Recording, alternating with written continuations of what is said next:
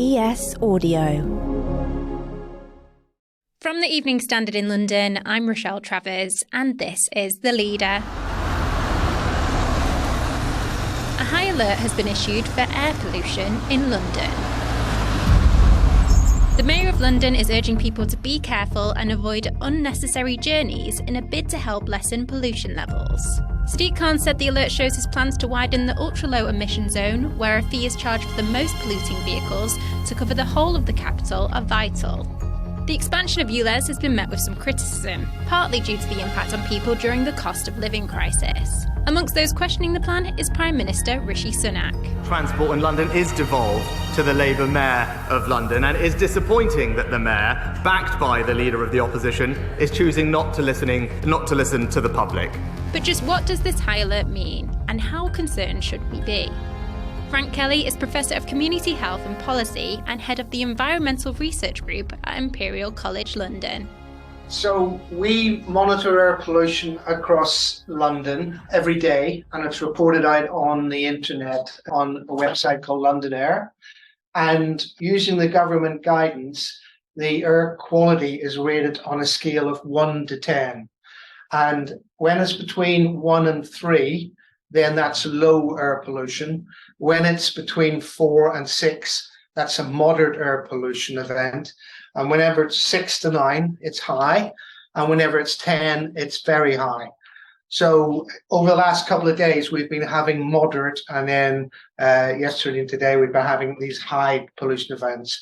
So it's a simple way to indicate that the air pollution is getting worse in the air. What has caused this high air pollution alert? So there was a couple of reasons for the pollution to get worse in London the last few days.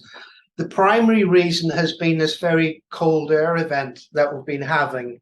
So we've had this blanket of cold air across London and parts of England, and that has acted as a trap for all the pollution that's being emitted from different sources on the ground, such as from vehicles or from domestic wood burning or fires. So the way we think about this is to think of boiling a pot of water, and if you don't have the lid on the pot, then the steam gently escapes. But if you put the lid on the pot of water, then the steam hasn't got anywhere to go and the pressure builds up.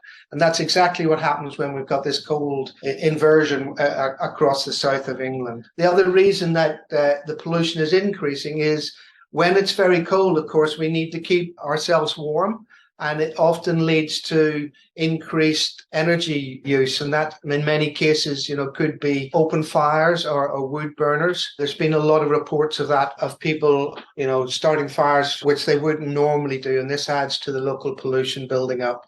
How often are these types of alerts issued? They're not very frequent at all. If we think about over the last 5 or 6 years, on average, it's maybe only 2 or 3 times a year. If it's an exceptional year, we might see 5 or 6 high alerts. So it's certainly not a frequent thing to occur anymore. And how can this impact people's health? So the air alert system is to simply alert everybody that there is going to be increased air pollution.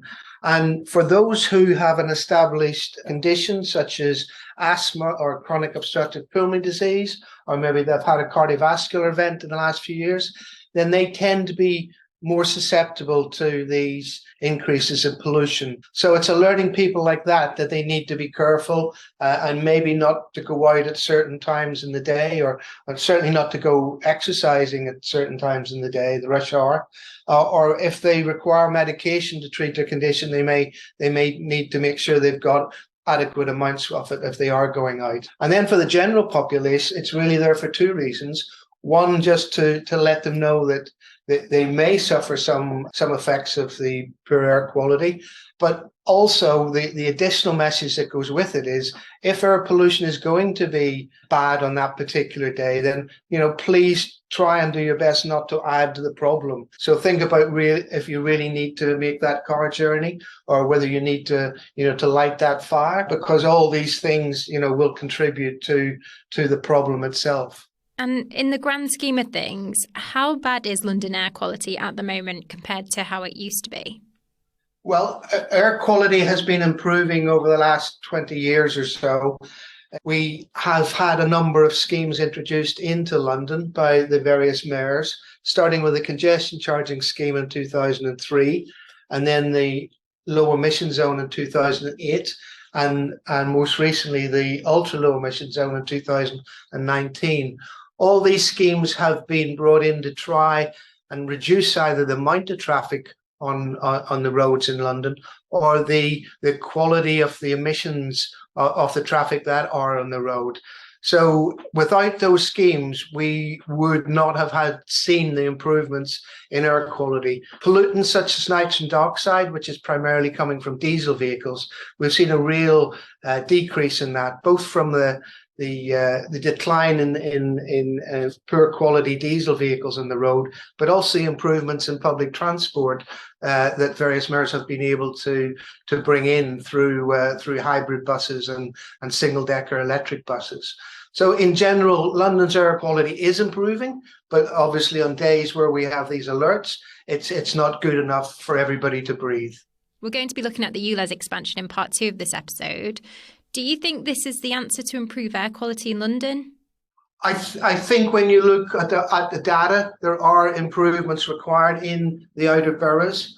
And I know people often say that there's not, the same amount of public transport available in those boroughs. But I think if we can have improvements in public transport alongside expansion of the ultra low emission zone, it's really only a win-win situation for all the residents, but especially for those who are feeling the effects of air pollution on a day-to-day basis. Let's go to the ads. Stay there to hear from our City Hall editor and transport editor, Ross Lydall, about the criticisms of the Mayor of London's Ulez scheme.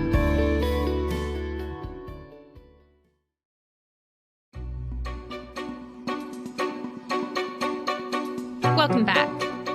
Ross Lydall is the Evening Standard's City Hall editor and transport editor. The Mayor decided at the end of last November, a month or so before Christmas, to expand the Ulez, the ultra low emission zones, from its current boundary, which is just inside the north and south circular roads, to the Greater London boundary, which essentially takes it up to the M25. Not quite, it follows roughly the borough boundaries, but it will essentially mean that all 33 boroughs of London will now be inside the ultra low emission zone. And that means if your car or van or motorbike or lorry or coach does not meet the Mayor's emission rules, and these are the emissions that come out of the exhaust tailpipe, then you have to pay a levy from £12.50 a day. Ross, who is opposing the plans? Well, the most recent and the most vocal opponents in the last week or so are a number of the suburban London boroughs who have come out in opposition to the Ulez expansion, either saying that they will do what they can to make it difficult for TfL to put in the new CCTV cameras on the borough roads that would be used to enforce the Ulez, or calling for a delay to the implementation date. Also, a number of MPs have spoken against the Ulez expansion. But the reason for this is sort of twofold. Primarily, it dates back to the consultation on the Ulez expansion that was done by Transport for London last summer.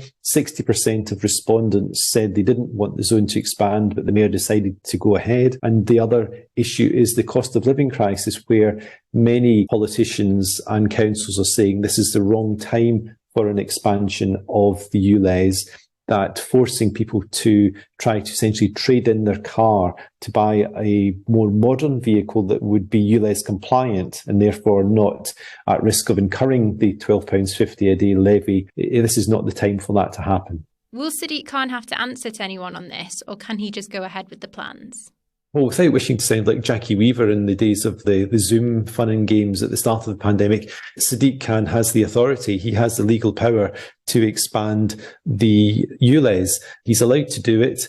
The consultation, as far as we know so far, it is considered legitimate. There may be rumours that the boroughs are looking to challenge it, but it was a consultation, not a referendum. And even though the majority of respondents we're opposed to the expansion. That doesn't mean he's not allowed to do it. So it's legitimate in that sense. In a more technical sense, he has to install 2,750 CCTV cameras around the wider bit, the sort of donut around the North and South Circular, between the North and South Circular and the M25, to enable the Ulez to be enforced. Now, what we found out yesterday is that of these 2,750 cameras, about 2/3, about 1,800 of these cameras can be installed or will be installed on the top of existing traffic lights.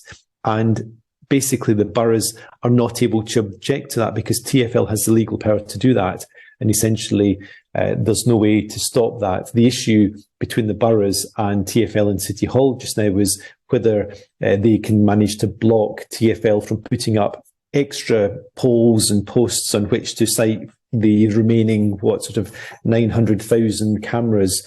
I think the expectation would be that by next August, the zone will be implemented, but it may not be implemented as fully as the Mayor would wish.